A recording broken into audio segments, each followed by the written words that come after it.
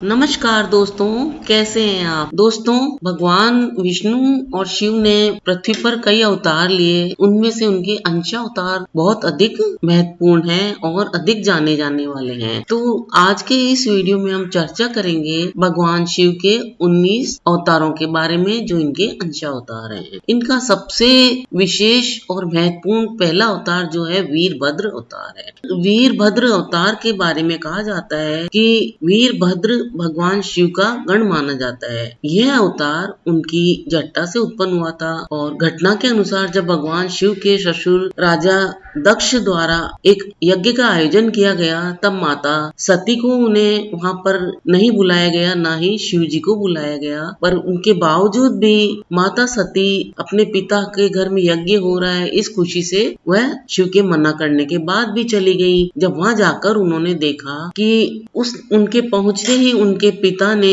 शिव के प्रति अपमानजनक शब्दों को कहना शुरू कर दिया, उनका अपमान करने लगे, तब वो इनको सहन नहीं कर पाई और माता सती ने इस दुख में आकर अपनी देह का त्याग कर दिया था और वह जो हवन कुंड की अग्नि थी उसमें कूद गई। तब क्रोधवश भगवान शिव जी ने जब ये जाना तो अपने सिर से एक जटा उखाड़ी और उसे पर्वत के ऊपर पटक दिया। तो उस जटा के पूर्व भाग से महाभयंकर वीरभद्र प्रकट हुए। शिव के इस अवतार ने फिर दक्ष राजा के यज्ञ का विध्वंस कर दिया, समूल उसको तहस नहस कर दिया और यहाँ तक कि दक्ष का सिर काट कर शिव जी के सामने रख दिया था। बाद में भगवान शिव ने राजा दक्ष के सिर के स्थान पर बकरे का सिर लगाकर उन्हें जिंदा भी कर दिया था। तो यह था भगवान शिव का पहला वीरभद्र अवतार। दूसरा अवतार है पीपलाद अवतार। इसकी कथा इस प्रकार है कि पीपलाद ने एक बार देवताओं से पूछा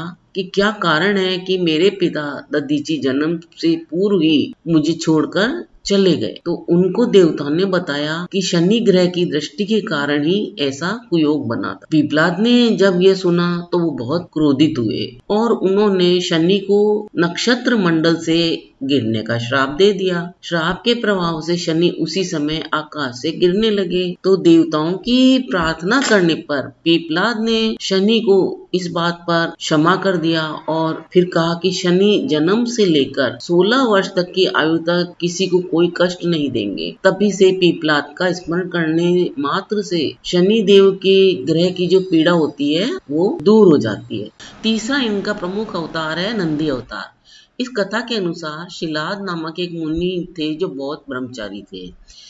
वंश समाप्त होता देखकर उनके पितरों ने शिलाद से संतान उत्पन्न करने के लिए कहा।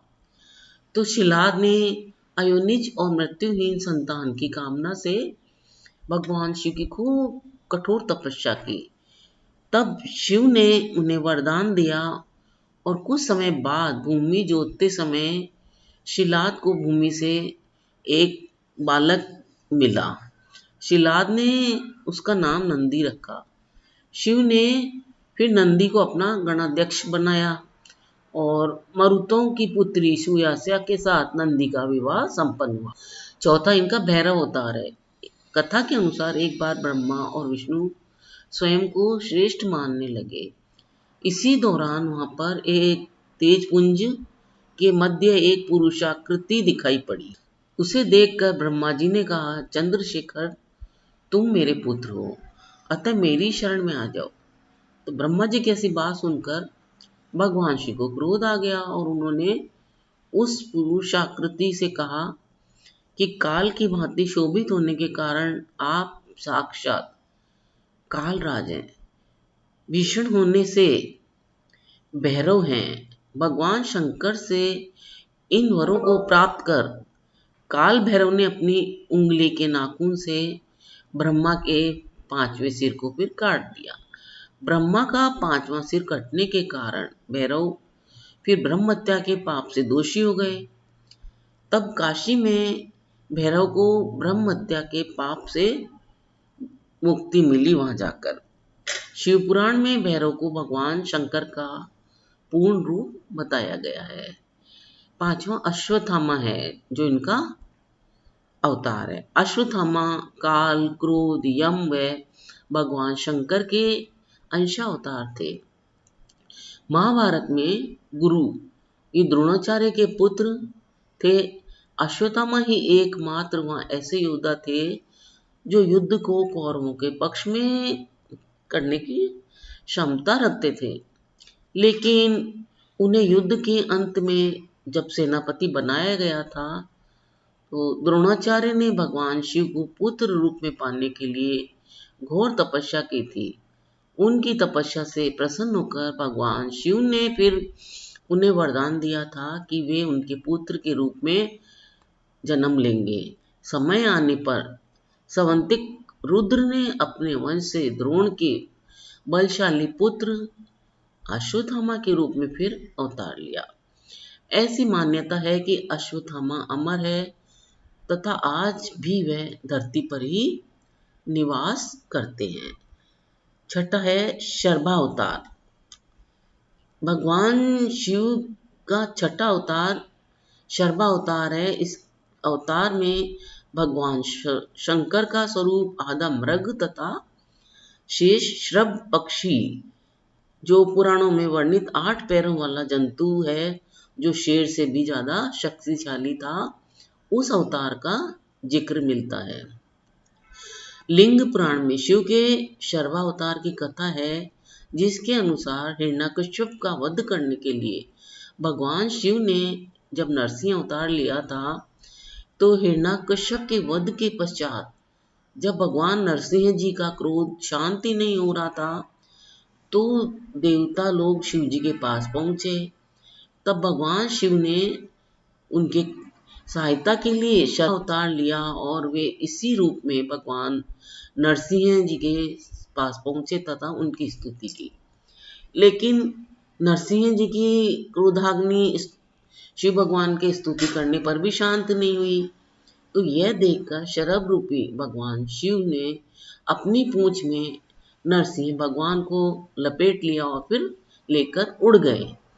तब कहीं जाकर भगवान नरसिंह जी की क्रोधाग्नि शांत हुई, और जब उनकी क्रोधाग्नि शांत हुई तब उन्होंने शरभ अवतार से क्षमा याचना की और अति विनम्र भाव से उनकी स्तुति की, क्योंकि आखिर वे थे तो शिव ही।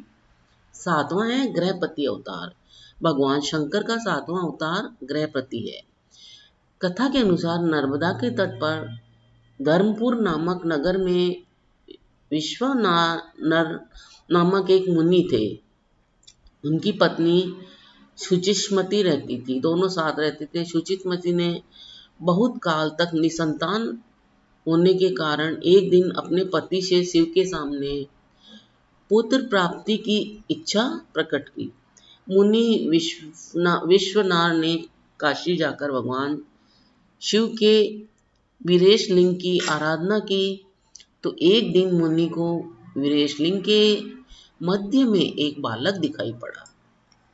तो मुनि ने बाल रूपी धारी शिव की पूजा की। उनकी पूजा से फिर प्रसन्न होकर भगवान शंकर ने शुचिष्मति के गर्भ से अवतार लेने का उनको वरदान दिया, और कालांतर में शुचिष्मति गर्भवती हुई और भगवान शंकर फिर शुचिष्मति के गर्भ से पुत्र के रूप में प्रकट हुए, और वो उनका शिव का गर्भपति अवतार कहलाया, ग्रहपति अवतार कहलाया।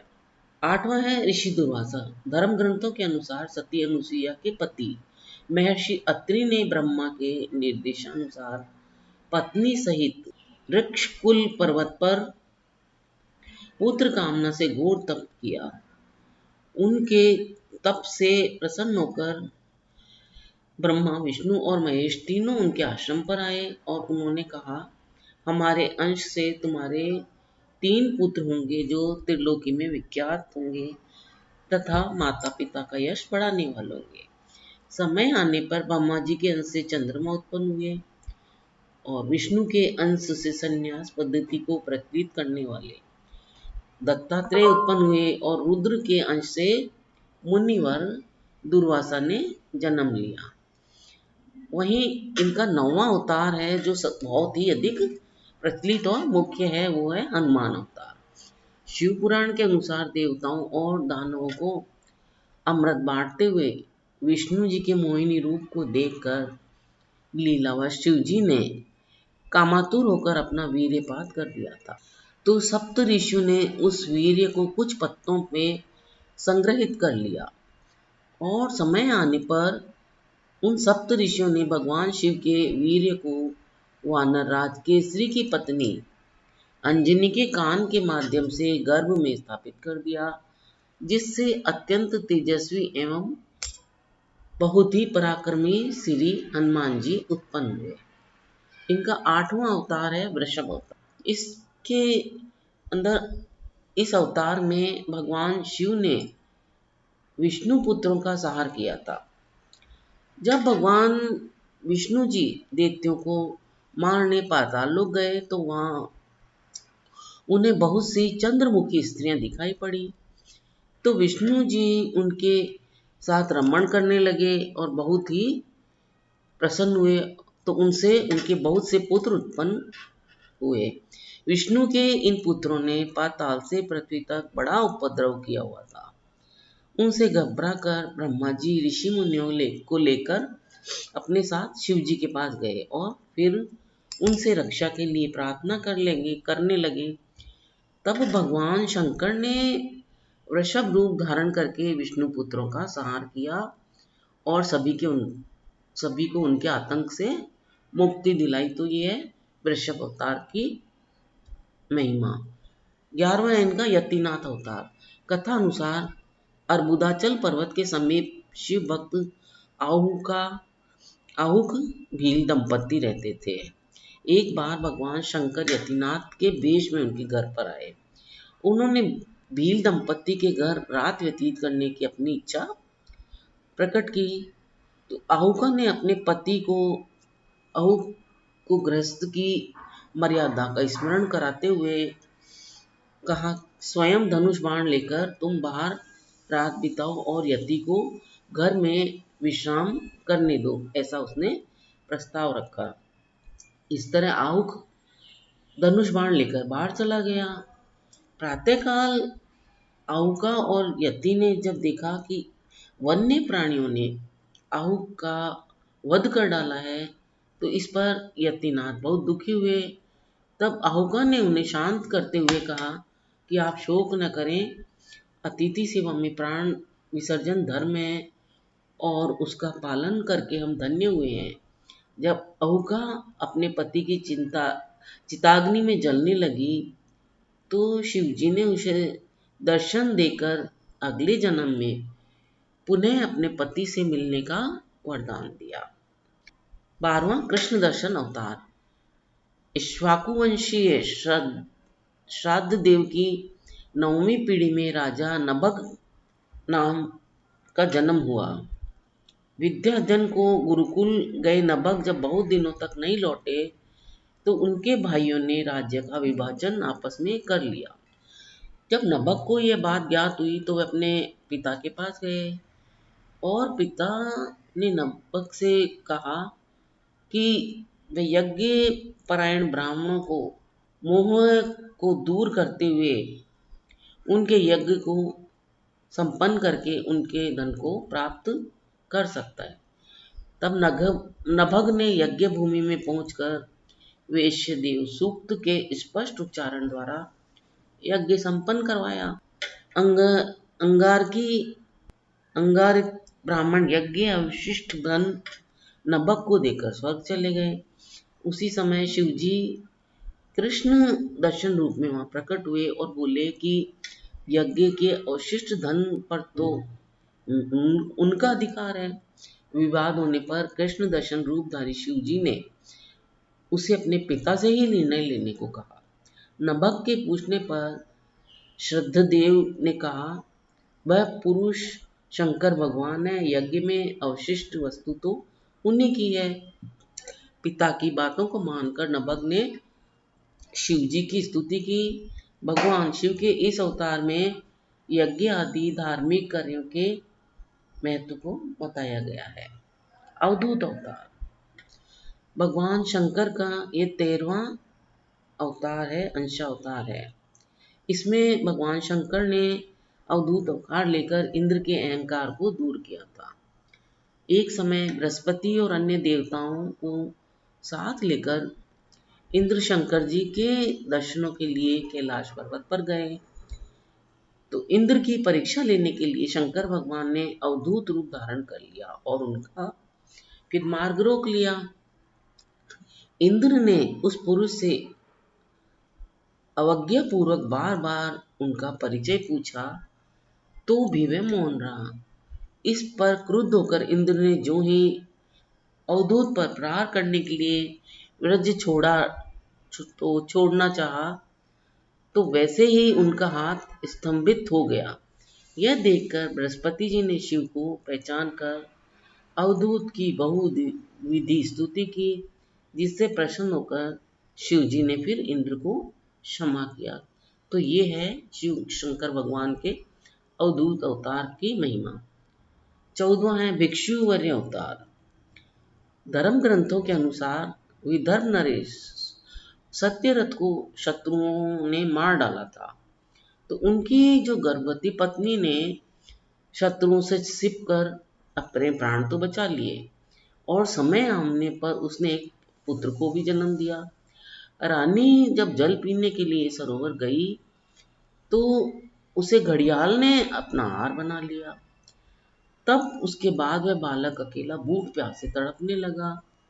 तो इसी दौरान शिव जी की प्रेरणा से एक भिखारिन वहां पर पहुंच गई और तब उसने शिव जी ने भिक्षुक का रूप धारण कर उस भिखारिन को बालक का परिचय दिया और उसके पालन पोषण का निर्देश दिया और साथ में यह भी कहा कि यह बालक विदर्भ नरेश सत्यरथ का पुत्र है।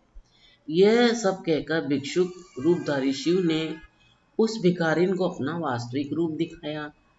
शिव के आदेश के अनुसार बाद में भिखारी ने उस बालक का पालन पोषण किया और वह बड़ा होकर बाद में उसने शिव जी की कृपा से अपने दुश्मनों को हराकर उन्हें अपना राज्य प्राप्त किया। वह बालक बहुत ही शक्तिशाली हुआ। तो यह था शिव जी का भिक्षुर्य अवतार। 15वां अवतार था सुरेश्वर अवतार। भगवान शंकर का सुरेश्वर अवतार भक्त के प्रति उनकी प्रेम भावना को प्रदर्शित करता है। इस अवतार में भगवान शंकर ने एक छोटे से बालक उपमन्यु की भक्ति से प्रसन्न होकर उसे अपने परम भक्ति और अमर पद का वरदान दिया। इस कथा के अनुसार व्याघ्रपाद का पुत्र उपमन्यु अपने मामा के घर पलता था। वह सदा दूध की इच्छा से व्याकुल रहता था। उसकी मां ने उसे अपनी अभिलाषा पूर्ण करने के लिए शिव जी की शरण में जाने को कहा। तो इस पर उपमन्यु वन में जाकर ओम नमः शिवाय का जाप करने लगा। तो भगवान शिव सुरेश्वर इंद्र का रूप धारण करके फिर उसके सामने उपस्थित हुए और वे शिव जी की अनेक प्रकार से निंदा करने लगे। इस पर उपमन्यु उनकी बातें सुनकर क्रोधित होकर इंद्र को मारने के लिए खड़ा हो गया। उपमन्यु को अपनी प्रति दृढ़ शक्ति और अटल विश्वास देखकर शिव जी ने उसे अपने वास्तविक रूप के दर्शन भी कराए तथा क्षीर सागर के समान एक अनश्वर सागर उसे प्रदान किया। उसकी प्रार्थना पर कृपालु शिव जी ने उसे परम भक्ति का पद भी दिया। 16वां शिव जी का किरात अवतार है। महाभारत के अनुसार वनवास के दौरान जब अर्जुन भगवान शंकर को प्रसन्न करने के लिए तपस्या कर रहे थे, तभी दुर्योधन के द्वारा भेजा हुआ एक मूढ़ नामक दैत्य अर्जुन को मारने के लिए शुकर यानी कि सुअर का रूप धारण करके वहां पहुंचा। तो अर्जुन ने फिर शुकर पर अपने बाण से प्रहार किया और उसी समय भगवान शंकर ने भी किरात वेद धारण करके उसी शुकर पर बाण चलाया। शिव की माया के कारण अर्जुन उन्हें पहचान न पाया और शुक्र का वध उसके बाण से हुआ। यह कहने लगा वह। इस पर दोनों में विवाद हो गया, शिव में और अर्जुन में। अर्जुन ने किरात वेशधारी से उसे फिर युद्ध किया। तो अर्जुन की वीरता देखकर भगवान शिव उनसे प्रसन्न हो गए और फिर अपने वास्तविक रूप में आकर अर्जुन को कौरवों पर विजय प्राप्त करने का आशीर्वाद भी दिया। 17वां है उनका ब्रह्मचारी अवतार। दक्ष के यज्ञ में प्राण त्यागने के बाद जब सती ने हिमालय के घर जन्म लिया था, तो शिवजी को पति रूप में पाने के लिए उन्होंने घोर तप किया। अब पार्वती जी की परीक्षा लेने के लिए शिवजी ने फिर ब्रह्मचारी का वेश धारण किया और उनके पास पहुंच गए। पार्वती जी ने ब्रह्मचारी को देखकर उनकी विधिवत पूजा भी की। जब ब्रह्मचारी जी ने पार्वती से उनके तप का उद्देश्य पूछा, तो जानने पर शिव की वे निंदा करने लगे और उन्हें शमशानवासी और कपालिक भी कहा। यह सुनकर पार्वती जी को बहुत क्रोध आ गया। पार्वती की भक्ति व प्रेम को फिर देखकर शिव ने उन्हें अपना वास्तविक रूप दिखाया, जिसको देखकर पार्वती जी बहुत अधिक अत्यंत प्रसन्न हुई। यह थी शिव की ब्रह्मचारी अवतार की महिमा। 18वां है सुनट नृतक का अवतार। इस अवतार में पार्वती जी के पिता हिमाचल से उनकी पुत्री का हाथ मांगने के लिए शिव जी ने सुनट नृतक वेश धारण किया था। तो उन्होंने इस रूप में हाथ में डमरू लेकर शिवजी एक नट के रूप में हिमाचल के घर पहुंचे और नृत्य करने लगे। नटराज शिवजी ने इतना सुंदर और मनोहर नृत्य किया कि उसे देखकर सभी प्रसन्न हो गए। जब हिमाचल ने नटराज को भिक्षा मांगने को कहा, तो नटराज शिव ने भिक्षा में तो पार्वती जी को ही मांग लिया। इस पर हिमाचल राज अति क्रोधित हुए। कुछ देर बाद नटराज वेशधारी शिव जी पार्वती जी को अपना रूप दिखाकर स्वयं चले गए, अंतर ध्यान हो गए। उसके बाद जानने पर उनके मैना और हिमाचल को दिव्य ज्ञान हुआ और उन्होंने पार्वती जी को शिव जी को देने का निश्चय फिर कर लिया। शिव जी का यक्ष अवतार। यह अवतार शिव जी ने देवताओं के अनुचित और मिथ्या अभिमान को दूर करने के लिए धारण किया था। देवताओं और असुरों द्वारा किए गए समुद्र मंथन के दौरान जब भयंकर विष निकला, तो भगवान शंकर ने उस विष को ग्रहण कर लिया और फिर उन्होंने उसे अपने कंठ में ही रोक लिया। इसके बाद अमृत कलश निकला, तो अमृत पान करने से सभी देवता अमर तो हो गए, तो लेकिन साथ ही उनको इस बात का अभिमान भी हो गया कि वे ही सबसे शक्तिशाली और बलशाली हैं। देवताओं के इसी अभिमान को तोड़ने के लिए शिवजी ने यक्ष का रूप धारण किया और फिर देवताओं के आगे एक तिनका रखकर उसे काटने, जलाने, डुबोने या उड़ाने को कहा। देवताओं ने अपनी पूरी ताकत से शक्ति लगा ली, लेकिन फिर भी देवता उस तिनके को हिला भी नहीं पाए। तभी वहां आकाशवाणी हुई कि ये यक्ष सब गर्वों के विनाशक शंकर भगवान हैं। तो सभी देवताओं ने भगवान शंकर की स्तुति की तथा अपने अपराध के लिए क्षमा मांगी। तो इस प्रकार से ये जो शिव के सभी अंशावतार है, वो अपने आप में एक से एक विशेषता लिए हुए हैं और बहुत ही महत्वपूर्ण है। तो आपको शिव के ये अंशावतारों की जानकारी कैसी लगी, हमने अपने विचार कमेंट करके अवश्य बताएं। अगर जानकारी अच्छी लगी हो तो इसे आगे शेयर अवश्य करें। आप मेरे चैनल पर अगर पहली बार आए हैं तो साथ ही से सब्सक्राइब भी कर लें। अपना अमूल्य समय देकर वीडियो देखने के लिए आपको बहुत बहुत धन्यवाद। मिलते हैं फिर एक नए वीडियो में एक नई जानकारी के साथ। धन्यवाद।